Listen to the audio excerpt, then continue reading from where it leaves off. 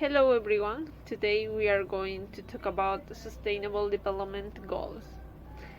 The Sustainable Development Goals were approved on September 25th in 2015 by the United Nations General Assembly. There are 139 countries that are members of the United Nations and have the commitment to manage these goals in 2030.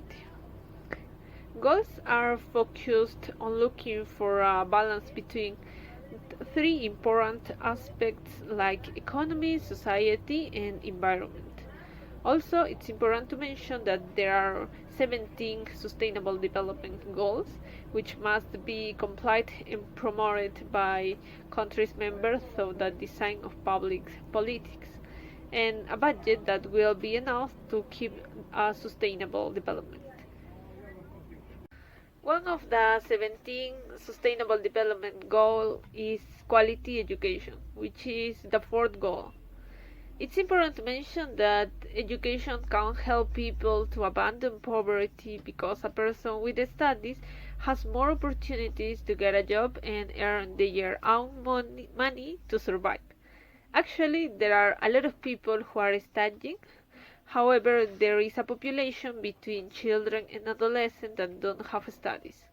In some cases, there are more women than men with that condition. It's important to know that we can promote quality education because according to the United Nations, most students have low level in reading and math comprehension.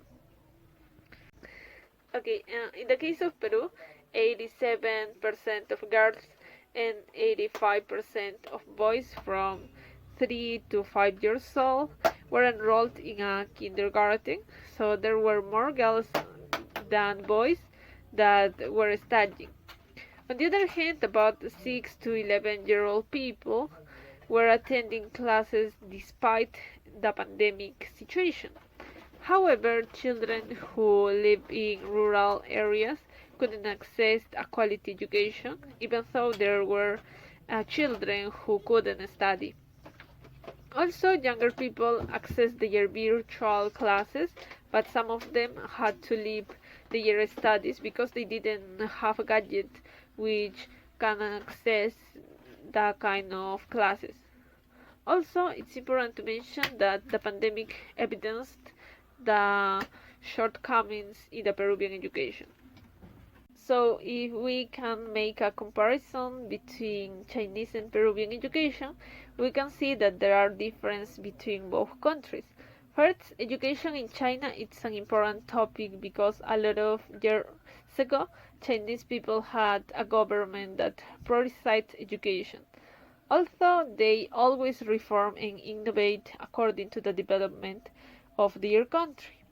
On the other hand, in the case of Peru, we can see that there are some people who can access a quality education. So these problems was evidenced in the pandemic because most Peruvian people couldn't study and others left to do it.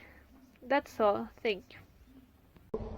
Nowadays, China's education is developing rapidly. Most of the children begin to go to school at the age of 6.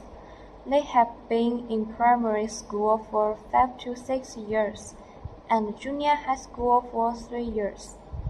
This is compulsory education.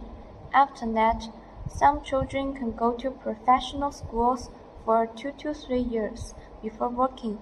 Some children go to the high school for 3 years.